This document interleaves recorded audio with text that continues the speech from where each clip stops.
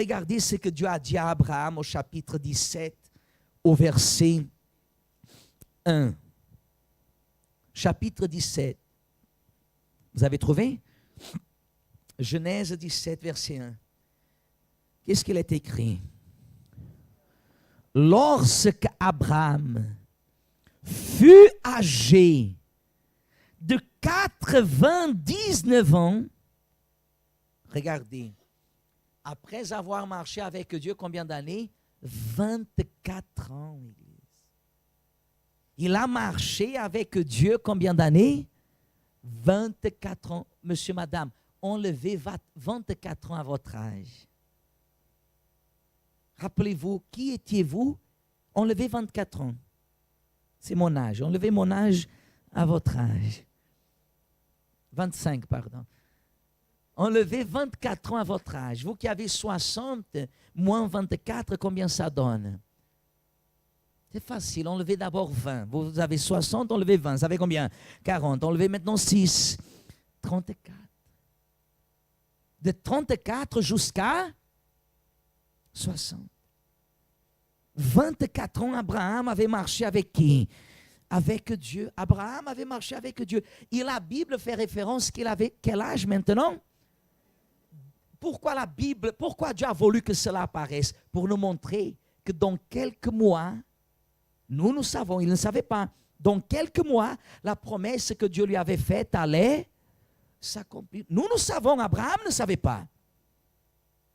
Dit la Bible qu'à 99 ans, Dieu lui apparaît, il lui dit comme ça, je suis qui? Le Dieu Tout-Puissant. Marche devant ma face et sois intègre. Regardez. Marche devant ma face et sois intègre. Il manquait à peine quelques mois. Parce que qu'est-ce que ça veut dire? Ça veut dire que des fois la personne, elle est à peine quelques minutes, quelques heures, quelques jours de voir la promesse s'accomplir. Mais qu'est-ce qu'elle fait? Elle laisse de marcher devant la face de l'Éternel. Et en conséquence, elle laisse d'être intègre. C'est pour cela que le diable vient placer devant elle le péché, pour qu'elle puisse salir tout ce qu'elle a déjà fait pour qui? Pour Dieu. Et Dieu lui dit, marche devant ma face. Abraham, s'il aurait été impoli, il aurait dit à Dieu, Seigneur, mais c'est ce que je fais depuis 24 ans. Depuis 24 ans, s'il y a une chose que je n'arrête pas de faire, c'est de marcher devant ta face. Mais il a reçu ça comme une alerte que Dieu lui donnait, comme un avertissement, comme Dieu venait renforcer, parce que d'abord il a dit comme ça, je suis le Dieu tout-puissant. Ça, dans le sens original de la parole, ça veut dire que Dieu était en train de dire à Abraham, ce que j'ai te promis, je vais accomplir. Il n'y a pas d'impossible.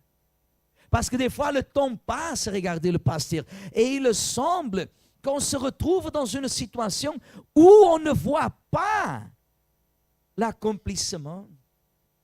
Que des fois, la personne, c'est comme si elle est en train de nager,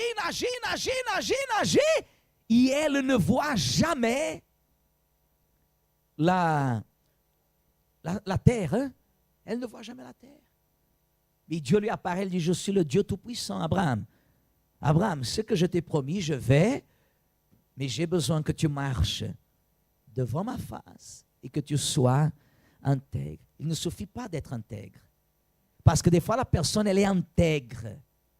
Elle est intègre. Des fois, la personne, elle s'exalte même parce qu'elle a un caractère très sérieux. Des fois, la personne, elle se vante comme si elle est plus que les autres, comme si elle fait meilleur que les autres. Elle se considère très intègre. Mais elle ne marche pas devant la face de l'Éternel parce qu'elle est rancunière, parce qu'elle garde de la haine, parce qu'elle est quelqu'un elle aime la vengeance, comme on dit la personne qui aime la vengeance. Hein? Vingative, comment on dit ça? La personne qui aime la vengeance, n'est-ce pas? Elle cherche la vengeance, elle ne marche pas devant la face de l'Éternel. Elle est orgueilleuse qu'on lui donne, quand on lui apporte une parole vis-à-vis de quelque chose qu'elle a fait et que ça a marché, et quand on lui dit très bien, félicitations, qu'est-ce qu'il arrive? Qu'est-ce qu'il arrive, le pasteur? Regarde.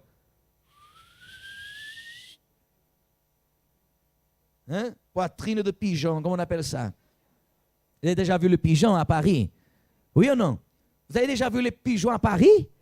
Pollués, morts vivants. Si on les ouvre, tout est pourri à l'intérieur d'eux à cause de la pollution. C'est vrai, c'est pas vrai? Les pigeons, on ne mange pas ces pigeons-là. On ne mange pas, ils sont contaminés. Mais ils le gardent. Je ne sais pas si vous avez déjà remarqué. Moi, j'ai déjà vu des pigeons mourir. Des fois, où vous voulez aller dans un endroit où il y a beaucoup de pigeons. Où? République? République, où est-ce qu'il y a beaucoup de pigeons? Où? Nation. Allez dans une place là où il y a beaucoup de pigeons. Vous allez voir, là où il y a beaucoup de pigeons, il y a toujours 2 ou 3 qui sont plus morts que vivants. Ce sont ceux qui ne bougent pas. Mais ils ne bougent pas, mais même presque à la mort, ils restent comment?